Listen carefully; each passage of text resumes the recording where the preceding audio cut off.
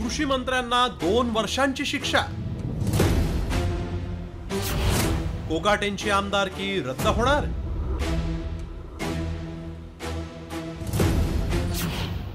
कोट्यातलं घर लाटण्यासाठी सरकारची फसवणूक।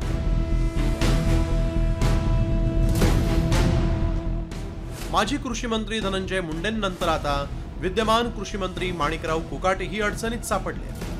30 वर्षांपूर्वीच्या जुन्या प्रकरणात माणिकराव कोकाटे दोषी ठरले। नाशिक जिल्हा न्यायालयानं त्यांना सरकारची फसवणूक केल्याप्रकरणी 2 वर्षांची शिक्षा आणि 50,000 रुपयांचा दंड ठोठावलाय।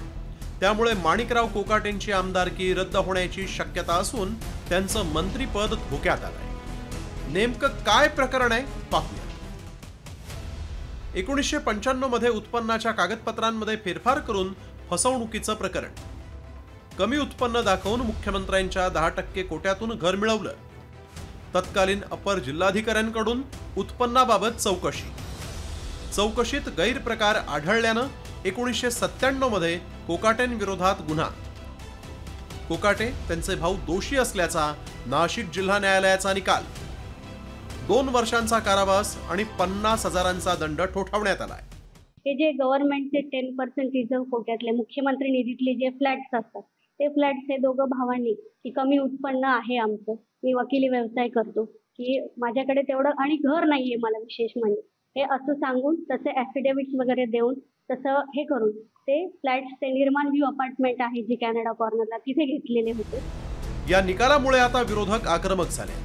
माणिकराव कोकाटेंच्या मंत्रिपदाच्या राजीनाम्याची मागणी सुरू झाली आहे। कोकाटेही आपली आमदारकी आणि मंत्रिपद वाचवण्यासाठी हालचाली सुरू करतायत। जिल्हा न्यायालयाच्या निकालाला हायकोर्टात आव्हान देणार असल्याचं कोकाटेंनी सांगितलं। माणिकराव कोकाटेंच्या संबंधाने जर आज निकाल लागला असेल तर निश्चितपणे माणिकराव कोकाटेंचा राजीनामा व्हायला हवा। पण राजीनामा घ्यायचा कोणी? तर राजीनामा घेण्याची सगळी जबाबदारी आहे ती मुख्यमंत्री म्हणून देवेंद्र फडणवीसांची।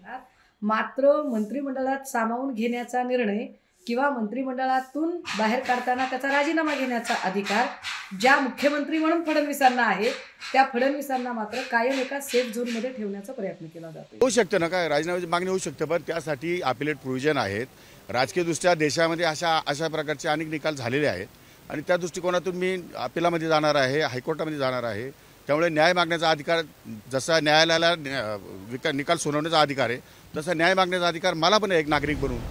अजित पवार गटाचे अडचणीत आलेले कोकाटे हे दुसरे मंत्री आहेत। अन्न आणि नागरी पुरवठा मंत्री धनंजय मुंडेंवर कृषी मंत्री असताना मोठे घोटाळे केल्याचा आरोप आहे। त्याचं प्रकरण ताजं असताना आता विद्यमान कृषी मंत्रीही अडचणीत आल्यामुळे सरकारला 100 दिवस होण्यापूर्वीच त्यांची विकेट पडणार की काय अशीच चर्चा आता सुरू झाली आहे। ब्युरो रिपोर्ट, साम टीव्ही मराठी।